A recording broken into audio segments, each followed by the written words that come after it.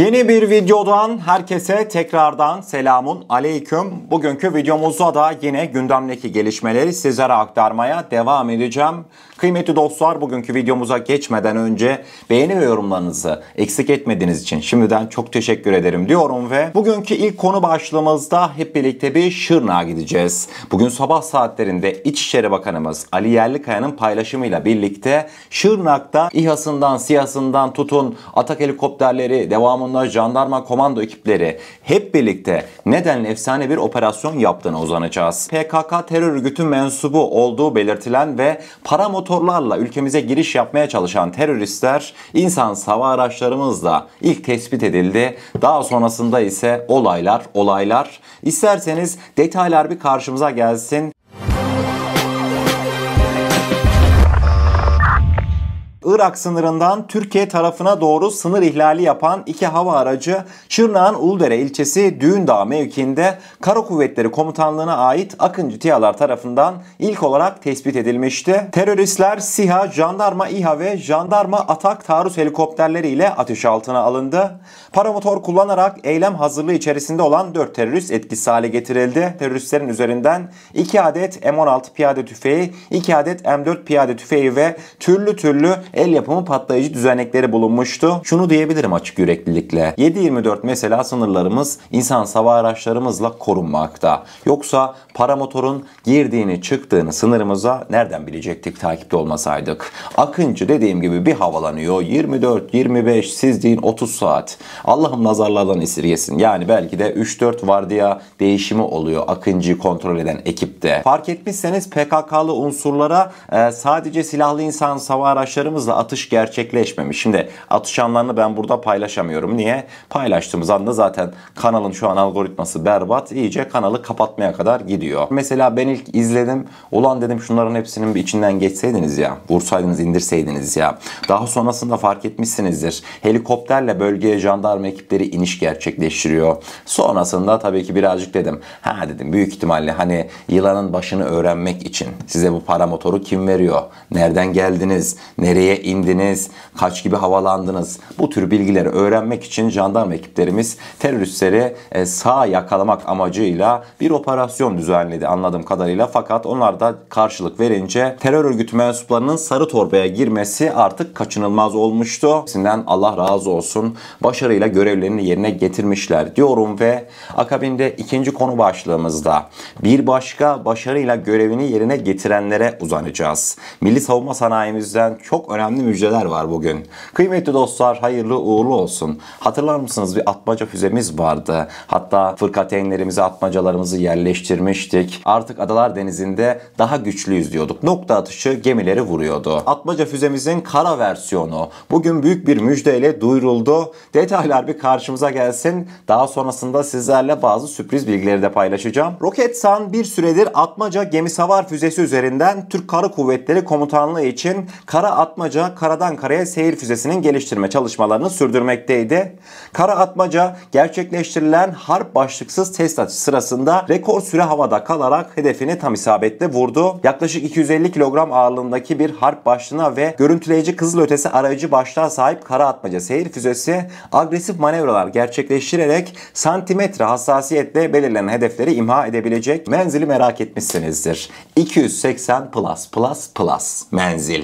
Tabi uluslararası anlaşmalardan dolayı bazen menziller tam olarak açıklanmaz bilirsiniz. Yani 280 plus diyeyim, siz anlayın. 500 kilometrede olabilir, 1000 kilometrede olabilir. Orası artık sadece görevli personellerin bildiği bir şey.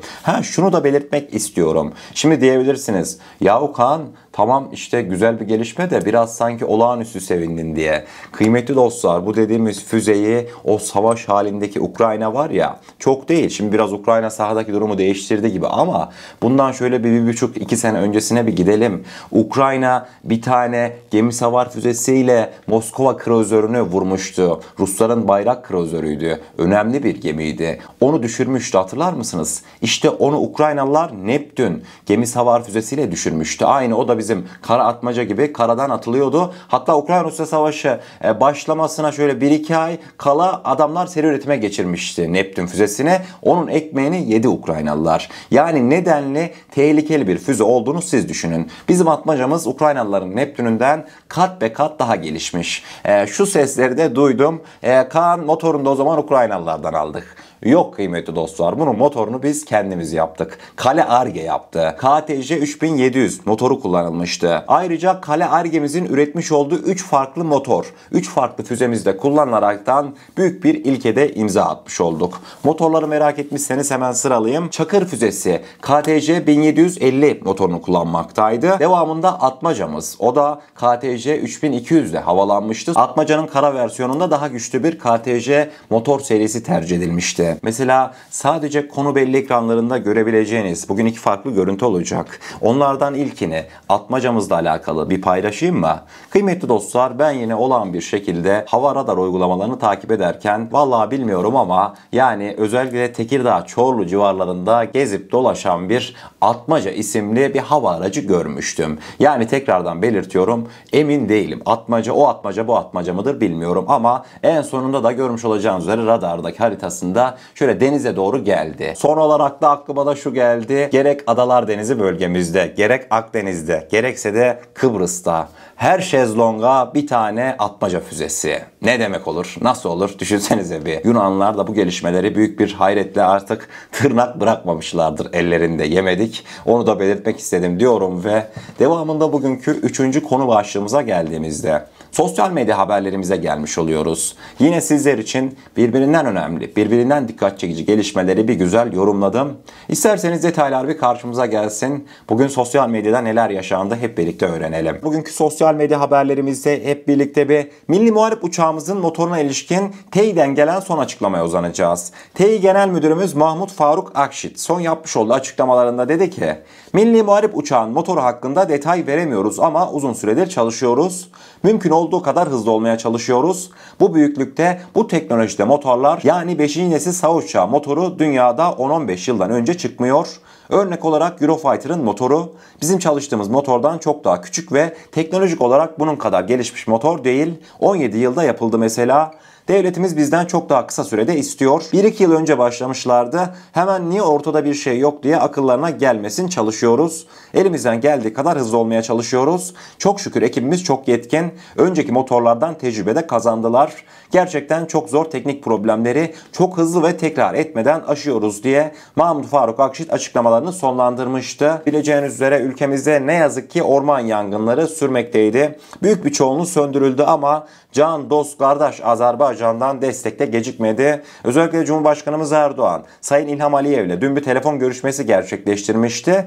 Cumhurbaşkanımız Sayın İlham Aliyev'e Azerbaycan'ın orman yangınlarıyla mücadele için Türkiye'ye gönderdiği uçak adına teşekkürlerde bulunmuştu. Görmüş olacağınız üzere B-200'ler. Gerçekten de yangın söndürmede hayati öneme sahip Rusların bu B-200'lerini Azerbaycan can dostumuz bize gönderdi. Büyük ihtimalle yaz sezonu boyunca bu B-200 Türkiye'de görev alacak. Bizim densiz Dendiyas'a gidelim mi? Hani ben bu lakabı taktım Dendiyas'a ama gerçekten de hak ediyor. Son olarak ne demiş? Savunma sanayi üretiminde Türklerin önüne geçmek için hangi yolu izlememiz gerektiğini ülke olarak biliyoruz demişti. Bunu yaklaşık 2 gün önce söyledi. Bugün Karakonuş'ta Atmaca'yı gördükten sonra acaba Nikos Dendias halen bildiğini söylüyor mudur? Orası da tabii ki de muammaydı. Hemen devamında bir Kursk bölgesine gidelim mi? Rusya ile İtalya arasındaki ipler iyice gerildi. Bunun sebebi ise İtalya Devlet Televizyonu RAI ekibi Ukrayna ordusuyla birlikte Rusya toprakları olan Kursk'a girerek bir yayın yapmıştı. Vallahi şaka gibi kıymetli dostlar ama Rusya'nın şu an kendi toprağı olan Kursk işgal altında ve görmüş olacağınız üzere batılı medya mensupları rahat bir şekilde Kursk mahallelerine dolanıyor, yayın yapıyorlar. Hatta zaten CNN hiçbir şekilde Kursk'tan falan çıkmıyor. Ruslar burayı nasıl verdi? Ruslar burayı nasıl geri alamıyor? Gerçekten de hayretler içerisinde kaldım. Putin özellikle de şu günlerde çok ama çok gerginmiş. Zaten Rus basında sürekli böyle yazıp çizmekte. Bayraktar TB3'ümüzden yine sadece konu belli ekranlarında duyabileceğiniz önemli gelişmeler mevcut. Son olarak dün mesela Bayraktar TB3'ümüzün prototip 1'inin 72. test uçuşu paylaşıldı. Test uçuşunu tabii ben normal izlemedim. Böyle incine cincine bakaraktan bir detay yakalamaya çalıştım. Hayırlı uğurlu olsun. Bayraktar TB3'ümüzde artık pas geçme çalışmaları başlamış. TCG Anadolu'nun pistine oldu da bizim yakışıklı pas geçmek durumunda kaldı diyelim. Onun için çalışmalarda görmüş olacağınız üzere Keşan'da tam gaz devam etmekte. Son olarak bugünkü sosyal medya haberlerimizin son kısmında. Videomuzun başlığını gördünüz. Evet biliyorum oldukça şaşırdınız. Ben de şaşkınım. Vallahi yalana gerek yok. Burada şimdi güvenlik nedenlerinden dolayı tam tarih vermeyeceğim ama çok yakın bir süre içerisinde ben yine böyle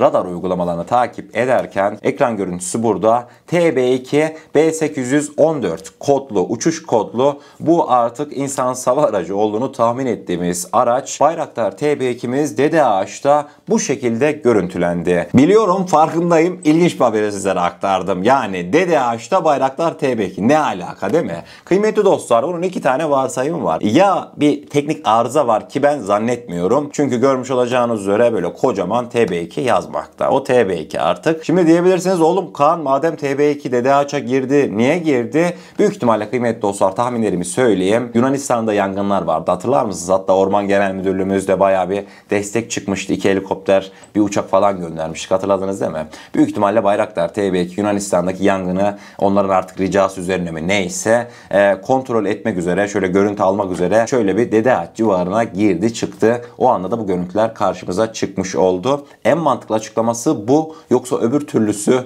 bilmiyorum Yunanlılar acaba TB2 girmesine rağmen TB2'yi fark edemedi mi? Böyle bir şey olsa zaten ortalığı ayağa kaldırmışlardı çoktan.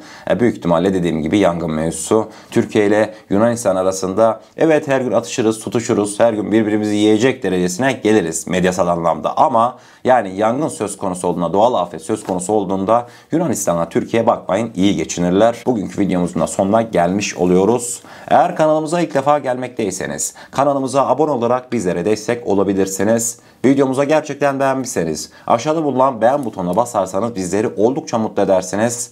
O zaman ne diyelim? Kendinize çok iyi bakın. Allah'a emanet olun. Her şey istediğiniz gibi olsun. Sağlıcakla.